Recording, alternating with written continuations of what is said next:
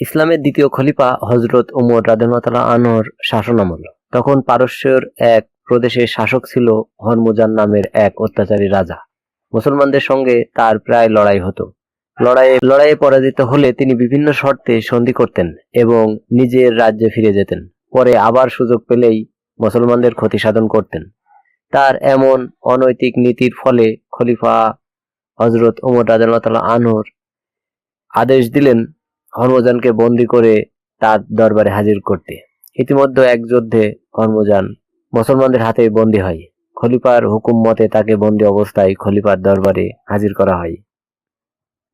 তখন খলিফা হযরত উমর রাদিয়াল্লাহু তাআলার পক্ষ থেকে একজন বলেন, আপনি আমাদের সঙ্গে বারবার বিশ্বাসঘাতকতা করছেন।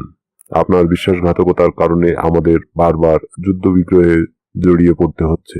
ফলে অসংখ্য মুসলিম সৈন্যকে অযথা প্রাণ দিতে হচ্ছে, তাদের অর্থ সম্পদ নষ্ট হচ্ছে। আপনি অনেকের ঘর বাড়ি ধ্বংস করেছেন, নিরীহ অনেক লোকের উপর অন্যায়ভাবে অত্যাচার চালিয়েছেন। আপনাকে আর সুযোগ দেওয়া যায় না।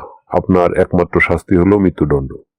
মৃত্যুদণ্ড কার্যকর করার পূর্বে আপনার কোনো কথা থাকলে বলতে পারেন। হরমুজান ছিল খুব সূক্ষ্ম ও কূটনীতি বুদ্ধিসম্পন্ন লোক। সুযোগ পেয়ে তিনি এক ফন্দি আটেন। তিনি বললেন, মহানুভব খলিফাতুল মুসলিমিন, আমার প্রচন্ড পানি পিপাসা পেয়েছে, দয়া করে আমাকে পানি পান করতে দিন। খলিফার নির্দেশে তাকে পানি পান করতে দেওয়া হলো। সুচতুর পানির পাত্র হাতে নিয়ে তা পান না করে ভীতু ভীতু ভাব নিয়ে ডানে বামে তাকাতে লাগল। তাকে জিজ্ঞাসা করা হলো, কি হলো, আপনি পানি পাচ্ছেন না কেন? প্রশ্ন শুনে হরমুজান জবাব দিল, আমিরুল মুমিনিন, আমার ভয় হচ্ছে যে পানিটুকু পান করার আগেই আমাকে হত্যা করা হবে। তার কথার প্রেক্ষিতে হযরত উমর রাদিয়াল্লাহু তাআলার পক্ষ থেকে একজন বললেন, আপনি নির্ভয়ে পানি পান করুন। হাতের পানি পান করার পূর্বে আপনাকে হত্যা করা হবে না, এ ব্যাপারে আপনাকে নিশ্চয়তা দেওয়া হচ্ছে।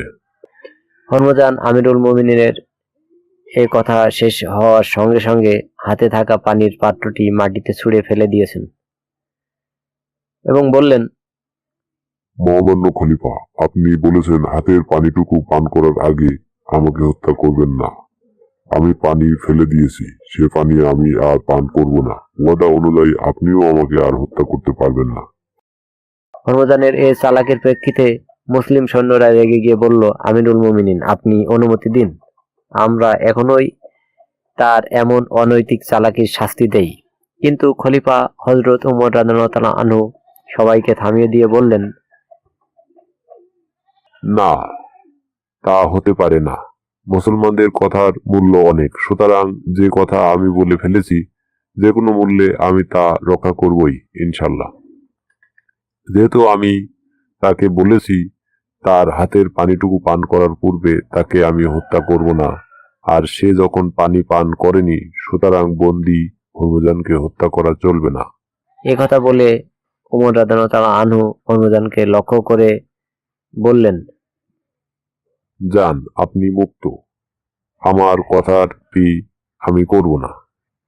সুবহানাল্লাহ, কথার কি মূল্য, ওয়াদা পালনের কি অপূর্ব নজির। হরমুজান কল্পনাও করতে পারেনি তিনি এত সহজ করবেন।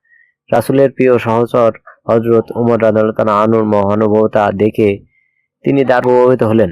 তিনি ভাবলেন, এই যদি হয় ইসলামের আদর্শ, তবে এর থেকে দূরে থাকা আমার জন্য চরম দুর্ভাগ্যজনক।